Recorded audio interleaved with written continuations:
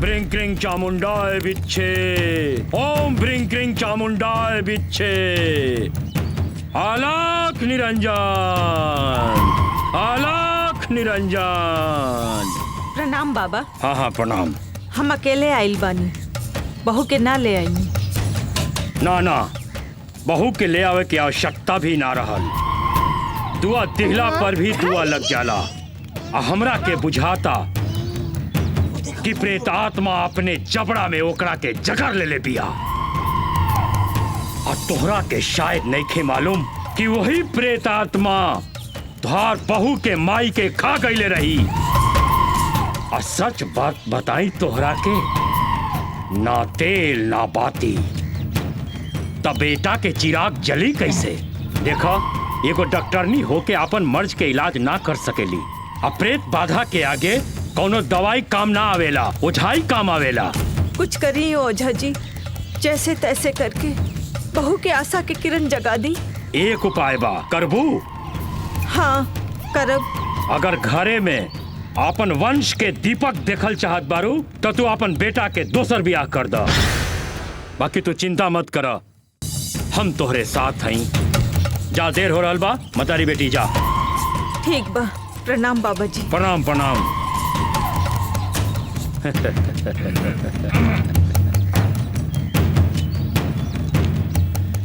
चला बिटिया, आवा। काली चरण, बेटा काली। बाबूजी आ गई नहीं, बोला। अब आई लूट पहाड़ के नीचे, एकरा के कहल जाला तरकीब। समझला? समझ गई बाबूजी। का समझला? है कि दोपहर में करी ओझाई और संजा को करे लगाई बुझाई। आज हमरा के समझ में आ गइल कि तू हमार असली बेटा बाड़ा। हाँ, तो अब तक का नकली समझ के पालत पोसत रहला।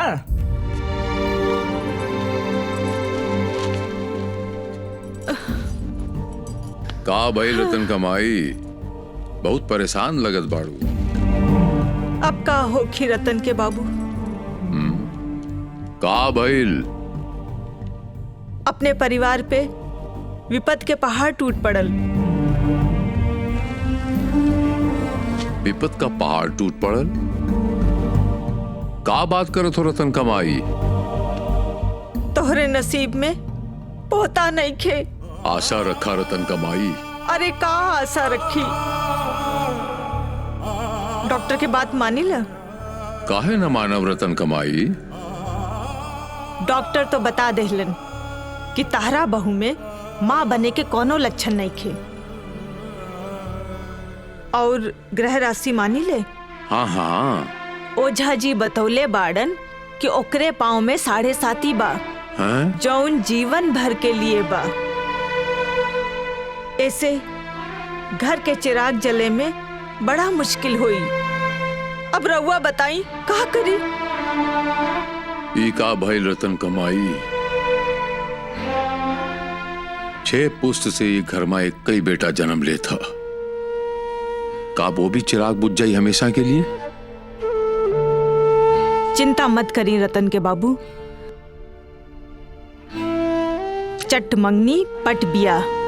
हम तक कहत बानी रतन के दूसर ब्याह करा दा, कुलदीपक बुझे से बचा ला।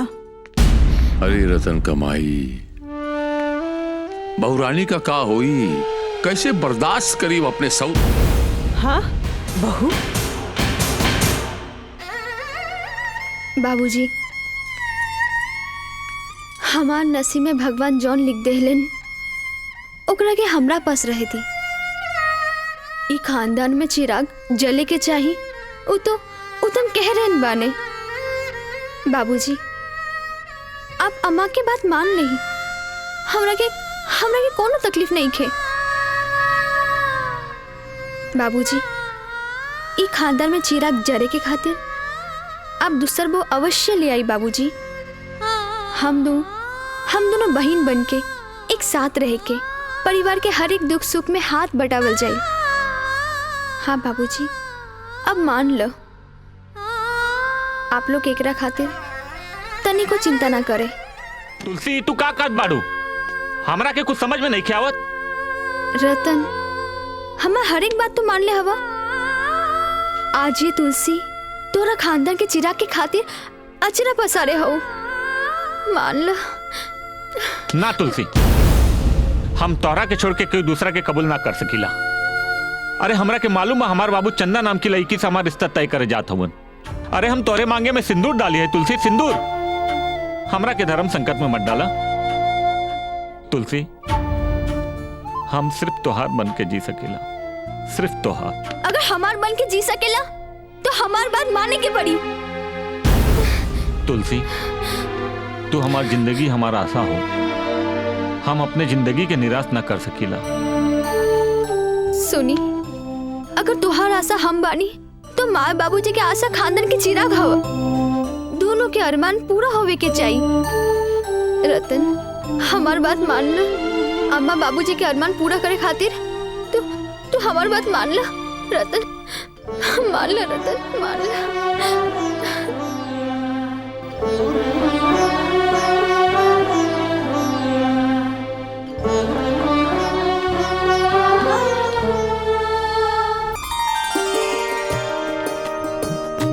चंदा, चली उठी, खाना खा ली।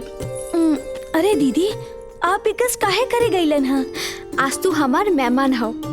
काले से हम सब साथे खाना पकावल जाई और साथे खाइल भी जाई।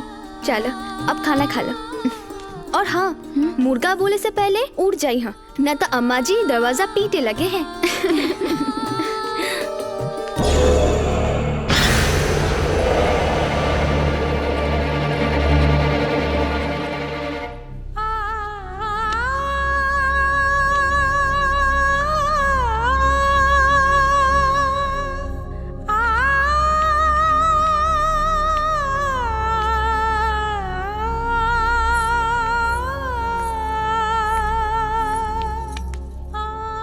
अब सारा गम के भूल जाई, सुहाग के सेज पर चल के आज का रात एक यादगार रात बनाई। चली ना।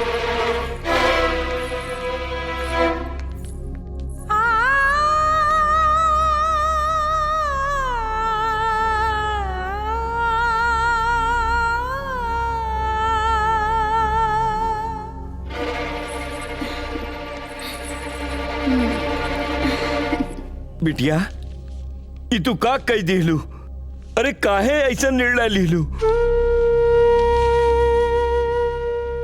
ठीक कहले बाबूजी, सच के ठुकरावर नहीं जात। एक तरफ वंश, दूसरी तरफ ससुरा का प्यार दुलार, सबके सम्मान करे के हऊ हमरा के। बिटिया, ई विधाता काहे से इतना बड़ा खेल खेल दिलन? कैसे बीती तोहार जिंदगी बिटिया? चल घरे चल। बाबूजी, आप हमार नाम तुलसी रखले बारा ना? उ बिरवा में बहुतन के इलाज होकत बा। तो हर तुलसी ससुरा नैहर के मान मर्यादा में कोनो कमी ना रखी। बिटिया, ही भौकता में कदम उठा के तू खुदे अपने के परेशानी में डाल दिलू।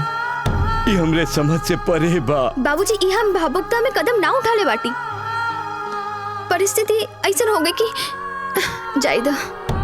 बाबूजी, अब बस इतना जान लो, भगवान का दिया हुआ अभिशाप भी तोहर बिटिया के सामने वरदान बन जाए। अब हम चलत हैं। बाकी कुछ नहीं बाबूजी, आप बस प्रसन्न होके जाए।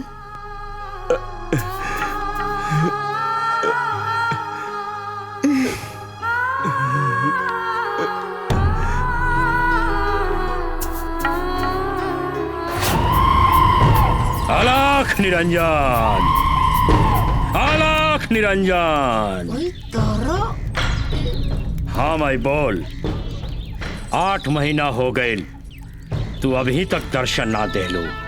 दर्शन देवे नाही, दर्शन करे आइल बानी। आशा के किरण जाग गइल बा। हमरा बहू के बच्चा होए वाला बा। हाँ, आशा के किरण त जग गइल बा, बाकी अभी बहुत खतरा बा। खतरा? एकरा के मरल बच्चा पैदा हुई या पैदा होते ही मर जाई। ई का कहत बाड़ा महाराज? तोहार बड़की बहुत तोहरा लोग के गढ़हन लगा देले बिया। वो डॉक्टरनी है ना, और तू लोग ओकर साथ छोड़बा ना। हमरा का करे के हुई ई बताई। खानदान के चिराग खातिर हम कुछ भी कर सकीला।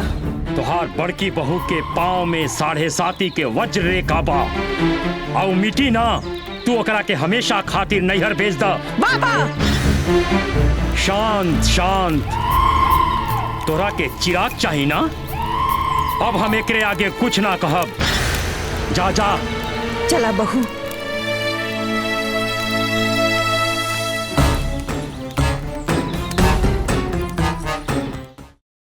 पूरा फिल्म देखे खातिर अभी डाउनलोड करी दंगल प्ले ऐप।